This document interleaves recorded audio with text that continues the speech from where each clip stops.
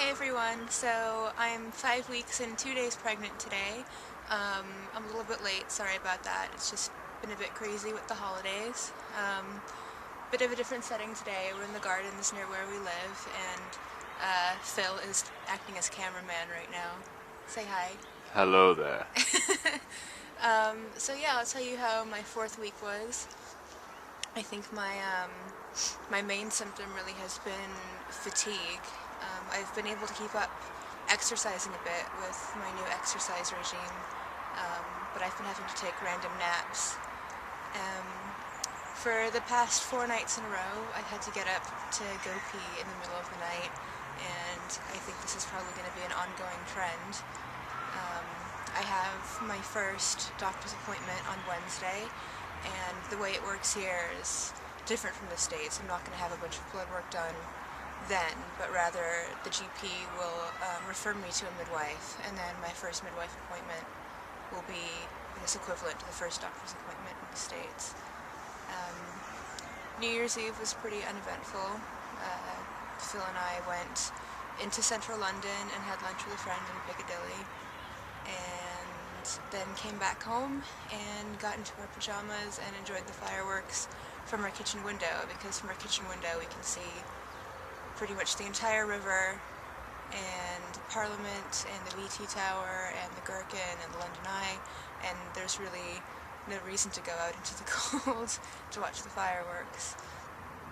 And now I'm just really hoping everything goes well. I think that this morning was my first taste of oncoming morning sickness, because I woke up feeling a bit nauseated, and then I managed to eat a few pieces of French bread. We had a baguette, and then after that I felt a bit better, but I have had absolutely no appetite for the rest of the day, and it's about 3:15 right now. So, yeah, I was hoping I would be one of the lucky ones to not get morning sickness, because my mother didn't get morning sickness with either me or my sister, but I don't think I'm going to end up being so fortunate. um, I said, oh, my weight. I put on about 5 pounds over the holiday, so I don't really know how to gauge it properly, if it's had to do with the pregnancy, or if it's just holiday weight plus water retention plus a pound that I might have gained already. That's pregnancy weight. I did eat a bit too much over the holiday, like I think all of us did. So I've decided to cut out cheese and sugar, so hopefully that'll help me curb my weight gain, because I'm already a little tiny bit overweight. I didn't want to gain more than 5 pounds in my first trimester, and if I'm already 5 weeks pregnant and I've gained 5 pounds, that's too much. But I think it'll be okay. Hopefully it'll even itself out, and whatever I gained over the holidays will either drop because it was holiday weight, or it'll just maintain. Um, what else? Anything else often, Phil? Not that I can think of. Oh, I can't sleep without a pregnancy bra now. I had to order 2 pregnancy bras offline. One is from a brand in the UK called Mothercare, where they have a whole range of maternity items. And it's kind of like a sports bra, but it's not as rigid. It's like a soft wireless bra that offers a little bit of support. And the other one is from a brand called Carawell. And they're both great, because I'm already quite busty as it is, and, with how tender they are now, I just couldn't sleep without a little bit of support anymore. And it's funny, because I need a lot of support from a bra right now, but I can't deal with rigid underwire, so right now I'm wearing a sports bra. Yeah, I didn't write anything down, so this is kind of a disorganized vlog. I'm really hoping things are going well, because I haven't had an appointment yet. I'm just have to keep my fingers crossed that there's a heartbeat and that everything is okay. My birthday is this month. I'll be turning 25, so I'm gearing up for that. And I am going to let myself have some cake on my birthday, of course, but other than that, I'm really not letting myself have any sweets other than maybe once a month. Nothing else, Phil? How have you been feeling? Oh, the same. The same. I myself have managed to get a book called The Bloke's Guide to Pregnancy. Here, I'll turn the camera around so I can Okay. talk to you. Okay.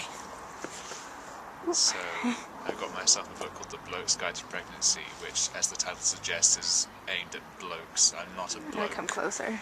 but I can't help but have to read this because very few books are out there which are aimed for the sensitive male. So this is what I'm lumped with, a book about men who want to try and balance their lager outgoings with mother care outgoings. So it's been an interesting read so far, reading about the experiences of other men upon entering fatherhood and how to look after and care for their partner at the time of pregnancy. So other than that, I've been looking and observing Alison's state day by day, noting her general experiences. Have She they said- changed at all? That you Well, can perceive? as we know that she's going in the night a lot more to use the bathroom, but she's also recently reported being a bit queasy from brushing her teeth. So currently it's only external symptoms as reported by Alison, only things that she tells me that I'm able to perceive. And naturally there's no experiences that I have that are due to pregnancy. I don't gain a big bump or anything like that. So it is the real experience of being removed from something which is supposed to be very profound. I'm reminded of this cliche that a woman feels like a mother when she's pregnant, but a man only feels like a father when he's holding the baby in his arms. So though I want to be as involved as much as I can with the pregnancy, there is of course an element of distance from it that I cannot overcome.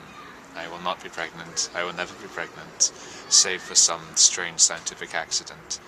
And there is a limit to how much I can do. But for now, I will just do my best at being supportive to Alice and at getting her the nutrients that she needs, for example, and the space that she needs, making sure that her experience at home is as comfortable and as blissful as possible, so that when the baby is born, it will be born into an environment which is comfortable, caring, loving, encouraging, a space in which the baby can really grow as an individual and really feel that the world does have its share of good things, even though there's a big bad world outside. Do you want to tell everyone about the little journal you've started?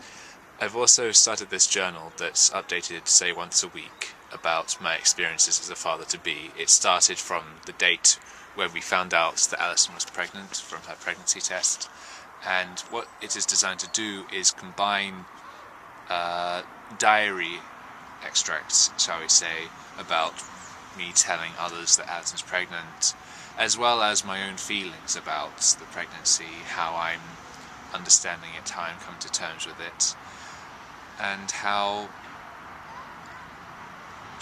I feel, and what the significance is for me as a father-to-be. And what I aim to do is to do this every week throughout the whole period of Alison's pregnancy, and it would end right at the moment when she gives birth. That's the cut-off date. After that there'll be an addition a year later, an epilogue if you like, of us with the baby as a year old. So it would be a nice addition and serve to show what changes may have happened. How can I compare myself now to how I am 9 months from now? So that's the purpose. Hopefully it'll serve its noble purpose. And I got a couple of books too. Here, I'll hand the camera back to you. I hope everyone can hear me from over here. I got What to Expect When You're Expecting, of course. And I've only read a couple chapters of it, but I really like it so far. It's exhaustive and comprehensive, and that's really everything that you could ask for. I also got a book on what you can and cannot eat during pregnancy, and I think the most difficult thing for me is going to be sushi, because sushi is my favorite food. I could eat it every day without getting sick of it. And I know I can have stuff that's not raw, and you're even allowed to eat the raw fish if it's been frozen for 24 hours before. But that's usually only really restaurant sushi. And the sushi restaurants we go to, probably don't freeze their food. So yeah, I mean, you can go and eat like the tempura and salmon skin, but I'm gonna miss the really, really good stuff. But it's worth it.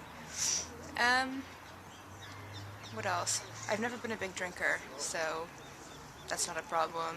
And I used to smoke, but I quit smoking about 1.5 years ago, and it's not been a problem. And yeah, things are going well so far. I will give you guys an update after my first doctor's appointment, just in case anything notable happens. But other than that, I hope you had a very, very happy new year, and I'll talk to you soon. Bye.